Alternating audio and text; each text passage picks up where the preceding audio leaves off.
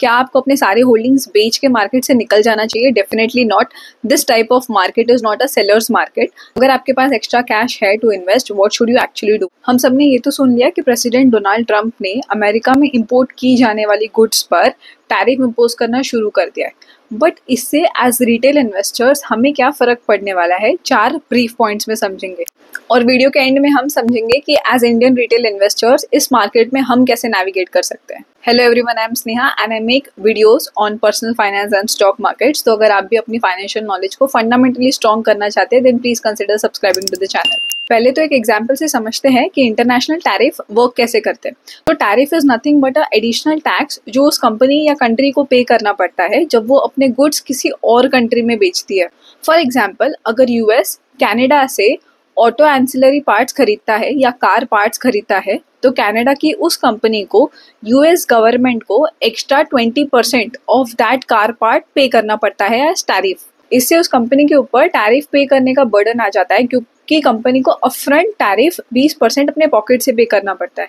जब ये कंपनीज वो ऑटो एंसिलरी पार्ट्स या कार पार्ट्स यूएसए में बेचना शुरू करती है तो ये जो 20% एक्स्ट्रा उन्होंने यूएस गवर्नमेंट को पे किए थे वो उन कस्टमर से रिकवर करना शुरू करती है। इसके वजह से क्या होता है, जो कार पार्ट्स आप अमेरिका में बेच रहे हो फ्रॉम कनाडा वो पहले थे 100 रुपए के, अब हो जाएंगे 120 रुपए के। तो जो चीज़ें यूएस सिटीजन्स को पहले 100 रुपए में मिल रही थी अब वो 120 रुपए में मिलेंगी। अब टैरिफ लगने की वजह से क्या होगा, ये जो कार पार्ट्स या एल्यूमिनियम, स्टील, ये सारे प्रोडक्ट्स जो यूएसए में इंपोर्ट किए जाएंगे वो at the end of the day काफ़ी महंगे हो जाएंगे। और ये महंगे प्रोडक्ट्स जिस किसी भी गुड्स या जिस किसी भी फैक्ट्री में यूज़ होंगे उस फैक्ट्री में बनने वाले प्रोडक्ट्स भी महंगे होंगे, वो बेचे भी महंगे प्राइजेस में जाएंगे क्योंकि उस प्रोडक्ट पे टैरिफ ज़्यादा लग चुका है या टैक्सेस ज़्यादा भर चुके हैं। अगर आप टैरिफ इम्पोज करने की बात करो कि फाइनल टैरिफ्स हर कंट्री पे कितने लगने वाले हैं और उनके गुड्स पे कितने लगने वाले हैं, तो प्रेसिडेंट डोनाल्ड ट्रंप ये 2 अप्रैल को क्लियर करेंगे। अब सेकंड पॉइंट में लॉजिकली समझते हैं कि प्रेसिडेंट डोनाल्ड ट्रंप ये कर क्यों रहे। क्या उन्हें कुछ फायदा मिल रहा है टैरिफ लगा के? देशों से आने वाले सामान पे टैरिफ लगता है तो जो अमेरिकन सिटीजन्स होंगे वो डिस्करेज होंगे to buy products that are coming from China, Canada, Mexico और इंडिया और other parts of the world.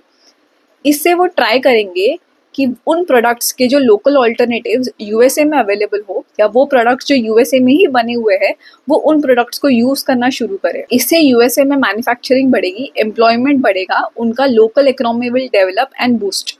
इससे ट्रंप ये चाहते हैं कि यूएसए मैन्युफैक्चरिंग में इंडिपेंडेंट बने और उसकी डिपेंडेंसी ऑन अदर कंट्रीज कम हो जाए। बट क्या इंपोर्टेड गुड्स पर टैरिफ लगाने से यूएसए की ये प्रॉब्लम सॉल्व हो जाएगी? Let's understand. लॉन्ग टर्म में अगर यूएसए अपनी लोकल मैन्युफैक्चरिंग कंपनीज को बूस्ट दे तो लॉन्ग टर्म में ये प्रॉब्लम जरूर सॉल्व हो सकती है। बट शॉर्ट टर्म में क्या होगा, यूएसए में जो भी कंज्यूमर्स इंपोर्टेड प्रोडक्ट्स परचेज करेंगे जिसका कोई लोकल ऑल्टरनेटिव है ही नहीं, उनके जेब से खर्चा ज़्यादा होगा। और सेकेंडली, जो भी कंपनीज यूएसए में सामान सप्लाई कर रहे हैं instead of paying heavy tariffs, उनकी डिमांड भी कम हो जाएगी। इससे वो कंपनीज भी डिस्करेज होंगे to sell in USA and also US citizens will refrain from spending more money. JP Morgan की रिपोर्ट्स भी देखो तो यही पता चलता है कि in the short term this can increase inflation in USA और जो उनकी ग्रोथ है, economic growth, that can slow down.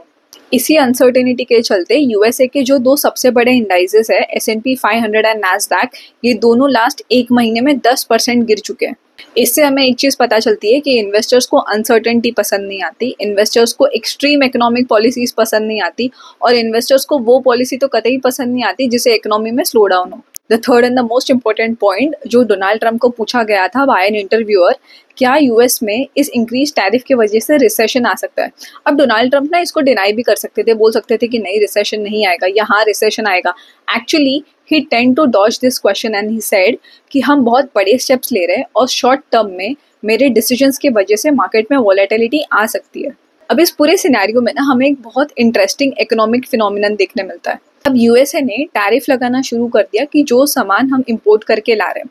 अब सोचो, जो सामान हमने इंपोर्ट किया उसका हमारे पास कोई लोकल ऑल्टरनेटिव है ही नहीं, तो यूएस के पास सेकंड ऑप्शन ये है कि वो लोकली उन कंपनीज को बूस्ट करे जो वो इंपोर्टेड प्रोडक्ट को अमेरिका में ही बना सके।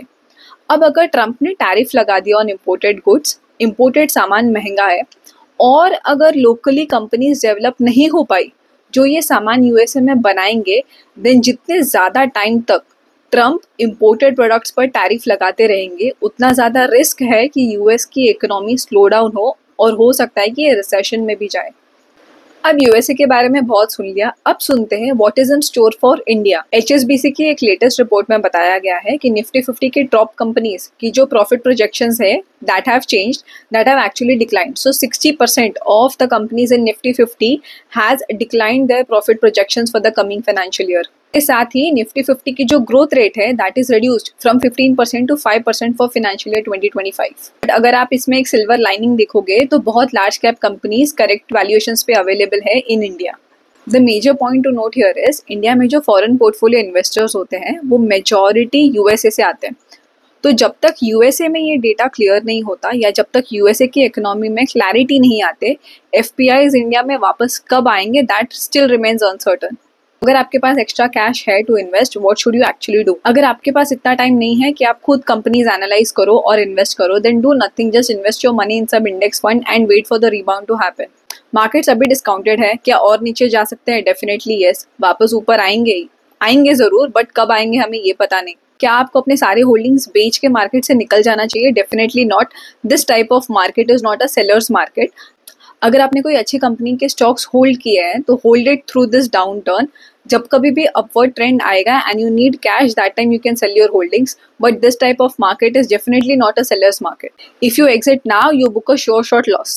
I hope you liked the videos. If you have any questions, please mention it in the comment box below. Share it with your friends. Thank you for watching and I'll see you next time.